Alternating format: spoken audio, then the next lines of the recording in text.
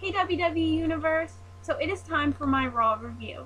First, we're going to start off with the first match of 2011, which is The Miz with Alex Riley versus John Morrison for the WWE Championship in a Falls Count Anywhere match. That's a mouthful.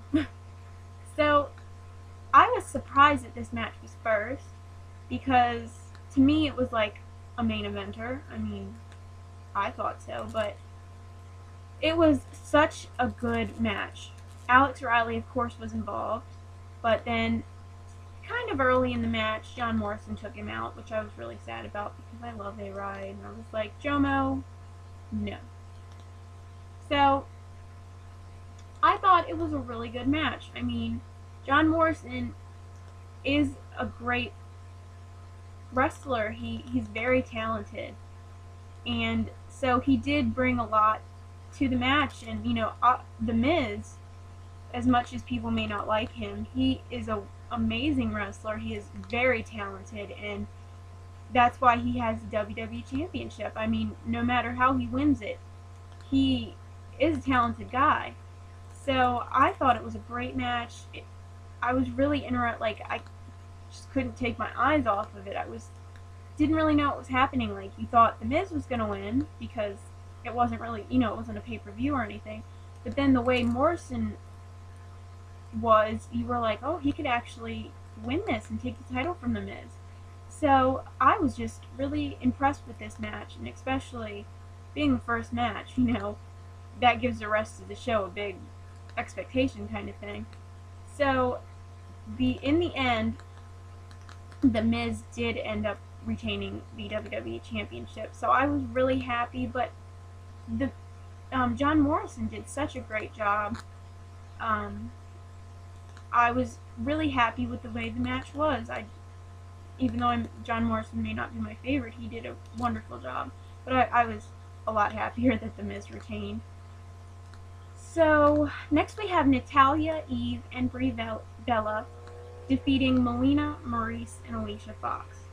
And I was really, I love Eve and Brie and Nikki Bella, even though she wasn't in the match, but I love them. But I absolutely love Maurice. She is my favorite, and I love Melina now that she's heel. I liked her as a good girl, but I love seeing her heel.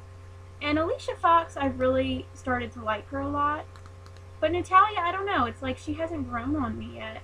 I liked her more in the Hurt Dynasty. I don't know. So I'm still kind of getting used to her, but that was a pretty good match. Even though the Divas matches haven't been the greatest lately, I was interested in it because some of my favorite people were in it, and I was pretty happy. Next, we had the Usos versus Santino Marella with Tamina and Vladimir Kozlov. So it was really weird seeing Tamina walk out with Santino other than the Usos. That was kind of funny. But the Usos really haven't been impressing me. Like they haven't really been doing that much lately, but whatever they've been doing, they really haven't been impressing me. I thought they were going to be a big part of the tag team division, but they really just, I don't know, they just really haven't been there. So they beat Santino and Vladimir, which I was sad about because even though Santino and Kozlov are not my favorite, I do like them a lot. I do think they deserve to be the champions, so I don't know. It's kind of sad that they lost. And then Tamina looked absolutely beautiful in that purple dress, and I really want it. But at the end, Santino and Vladimir and Tamina all got their revenge and pretty much sent the Usos packing it back. So I was happy for that. Okay, next we have CM Punk coming out to talk about how what he did last week, and that he hurt John Cena, which he didn't because Wade Barrett hurt him in a steel cage match over I believe it was Tuesday of last week. So I was like, don't even play that, Punk. And then he also was talking about how he is the leader of the Nexus, and the Nexus begged him and all, so that he's a true leader. And then Wade Barrett came out and was like, no, I'm the one that took care of Cena. I'm the one that hurt him, which I was like, okay, you guys can stop bringing up John Cena. Don't like you talking about him getting hurt. But he was the one that hurt him, and he's the true leader of the Nexus. So that was really weird. I was like, oh, Wade Barrett's gonna kick some booty, because Wade Barrett's really growing on me, and I'm really starting to love him a lot. So then the Raw general manager said that later that night it would be a triple threat match with Randy Orton, Sheamus, and either CM Punk or Wade Barrett for the determine who the #1 contender is to go against The Miz at the Royal Rumble. So I was like, oh my god, so excited. But CM Punk said, look, Barrett, you can do it. You can be in the match. And if you lose, you are out of Nexus. But if you win, then you are the leader of Nexus. So I was kind of scared because I was like, why would CM Punk say that? And why would CM Punk just let him be in the match? So that kind of, I was like, oh, something's going to happen. Oh. But I'm really starting to love Wade Barrett a whole lot. He's really growing on me. Next we have Alberto Del Rio defeating R-Truth. And honestly, this match, I don't even know, like, it didn't really interest me that much. I understand that, you know, they're trying to have SmackDown guys on Raw and Raw guys on SmackDown and all, but I just really didn't understand this match. I was like, you know, it just came out of nowhere. I really do enjoy seeing Alberto Del Rio perform. He's a great wrestler, and I'm really starting to like him, even though he's kind of, you know, cocky and all. And R-Truth, I really wish he would bring more to the table. I don't know, it's just like, I just wish I could see him do more. I just haven't seen him do too much lately. So, it was an okay match, and I was happy that Alberto won. So, it was interesting.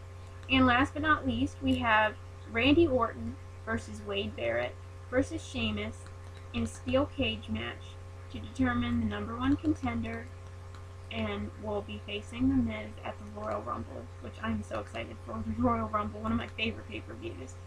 So it was a very interesting match. It was back and forth, and it was, you know, this guy's trying to escape the cage, but this guy grabs him, and they're all fighting, and this guy's doing this. You know, it was just like everything was happening, and it was intense, and I really, really enjoyed it a whole lot.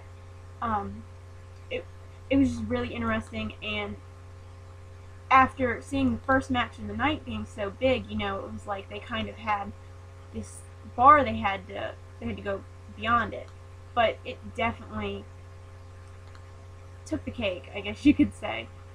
So, I thought Wade Barrett was going to win because he was climbing, and I'm pretty sure he had one leg over the top.